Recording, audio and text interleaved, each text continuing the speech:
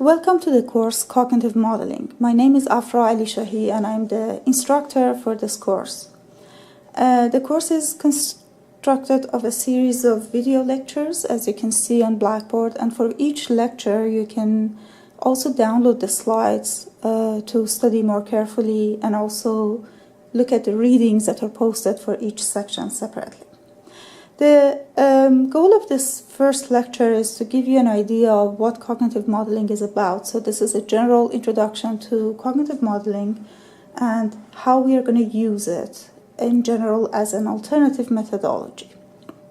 Now, it always makes sense to start with the terminology itself so that we are sure that we are all on the same page. So let's define what is modeling of human cognition. So in this general term, you can recognize two components. The first one is what is human cognition and how we study it. The goal of studying human cognition is to examine how information from the environment is received, processed, represented, and manipulated in human brain.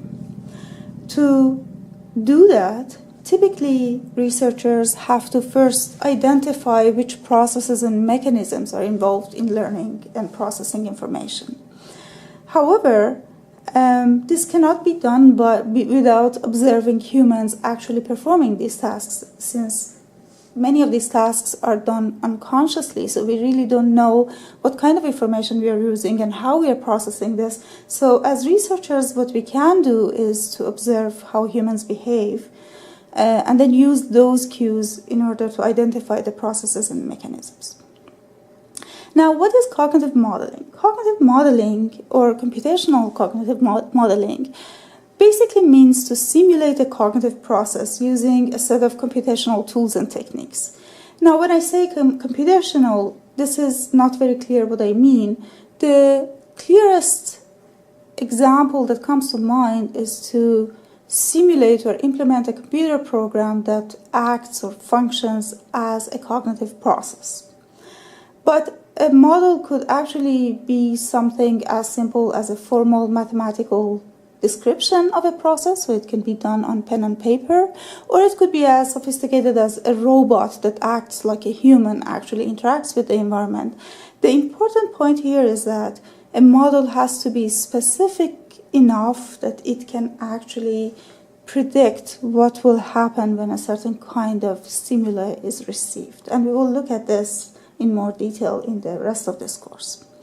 Now, when we build a model like this, we usually do that in order to use the model to explain the observed human behavior. That's what distinguishes a cognitive model from a commercial or applied model, which is built to perform a task the best way possible, but not necessarily exactly the same way that humans do it.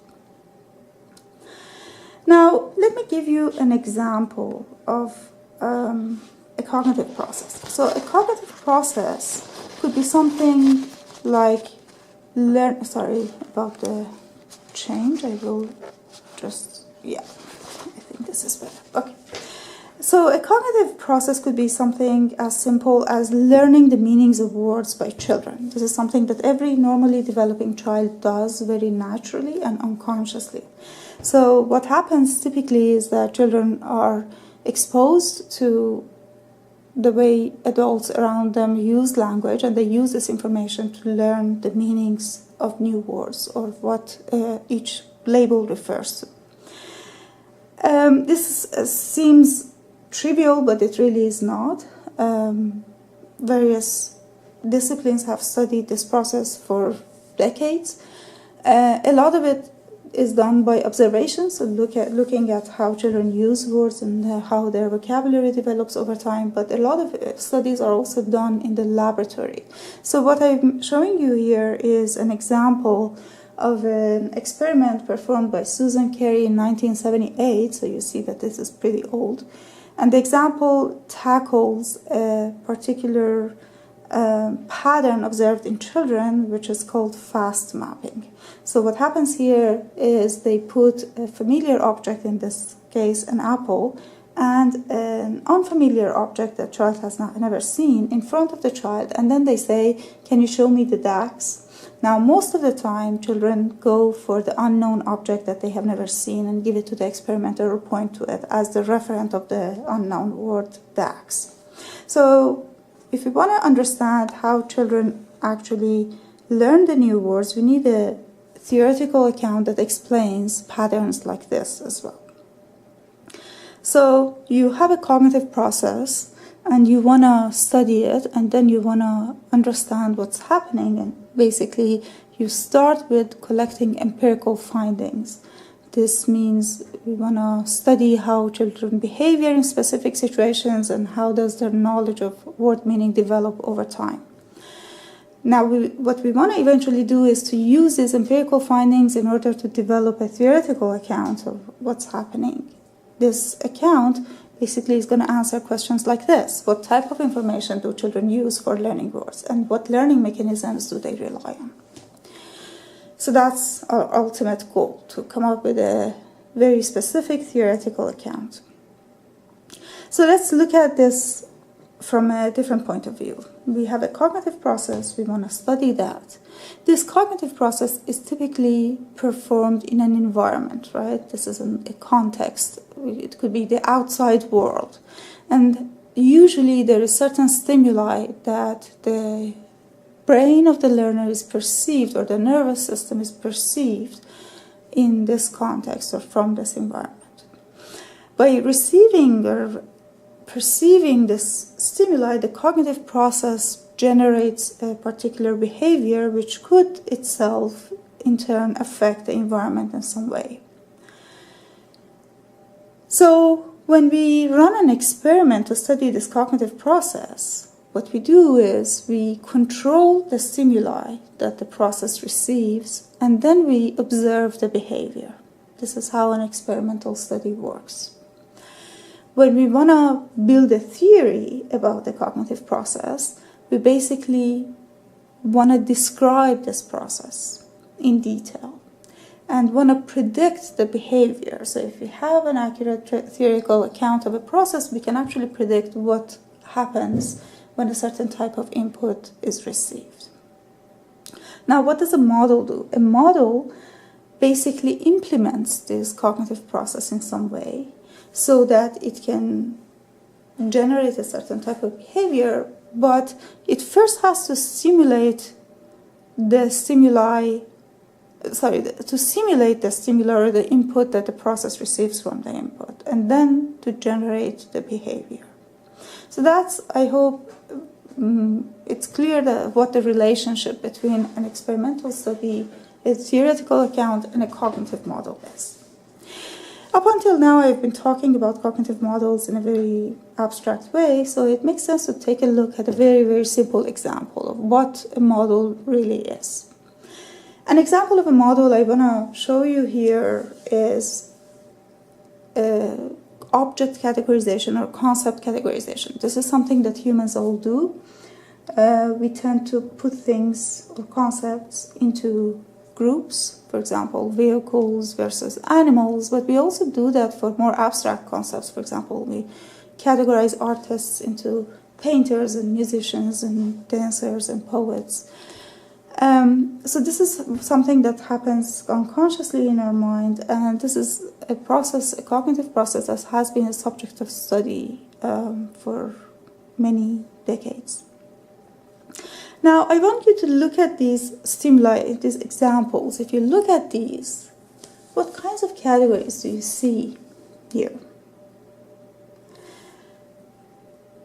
As I said, this is an unconscious process, so we don't really typically consciously think about it. But now that I'm asking you, you might have recognized some sort of a structure in this set of stimuli. So our goal is to build a categorization model that tells us exactly what kinds of categories come out of this, the same way humans do, right? So you might have recognized categories such as food, animal, toy, and furniture. So if our categorization model is relatively accurate, it should generate categories similar to what humans form. But what does this categorization model depend on? Well, for a start, let's see what happens if we manipulate the input. So if you receive this set of input instead of the previous set, what categories would you recognize now? Would you be willing to put things into a more fine-grained set of categories? For example, cats and dogs and chairs and tables, instead of the more generic and coarse-grained categories such as animals and food and furniture? If that's the case, then the categorization model should also reflect that. So basically, in a categorization model, you have to think about how things are done exactly and how the output is generated. So a model like this, probably the simplest way of describing it is that it should put similar objects into the same category. I hope you agree with me on that. But what is similar? And there are other questions that we need to answer. Does the order of the input items matter? If we see items in a separate order, in a different order, would we come up with a different set of categories? How do we know that the model is successful? Let's say we do come up with a definition and a precise definition for what similar is and how the order affects the categorization model. How do we decide whether this is a successful model, whether this is something that humans do as well? So basically, we need the theory behind our model. So models usually don't run in the wild. They're usually based on some theoretical account that's out there, but it's not specific enough. And then we need an evaluation scheme to decide whether a model is good enough. And these are things that we will talk about in the follow-up lectures as well. So let me recap what we really want from a model of human cognition. If we use a computational model, if we use a set of tools and techniques for building a model of a particular cognitive process, then we do that first and foremost to study the process through simulation. We want to evaluate how plausible the existing theories of cognition are by looking at the predictions of the model and see whether they match what we know about human behavior, and if that's the case, then the theory behind the model gains some credit. We also want to use the model to explain the observed human behavior during a specific process. We want to come up with explanations of why humans do certain things in a certain way. And also, ideally, we want to use these models to make predictions about certain behavior or certain situations that have not been experimentally investigated. So, what are the main questions that we are trying to answer here? One of the most important questions is, how is information represented in the brain? So by that I mean, how is the knowledge that we acquire and use for a particular process actually organized in mind and brain? Are there separate areas? Are there separate representational frameworks for different types of knowledge? What part of this knowledge is actually innate and hard-coded in our brain, and what kind of knowledge or what type of knowledge is learnable from the environment? To give you an example, if we use shape and color for recognizing categories of objects, are we born to be sensitive to shape, or do we learn that shape is important and therefore we become more sensitive to it as the time goes by? So this is one family of questions that we really want to tap into.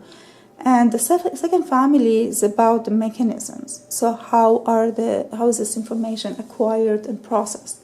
What are the processes involved in learning? How are different types of knowledge combined? These questions might vary depending on the domain that we are studying, as you will see in sections 2 and 3, but the underlying ideas are going to be the same. Now, how do we approach these questions?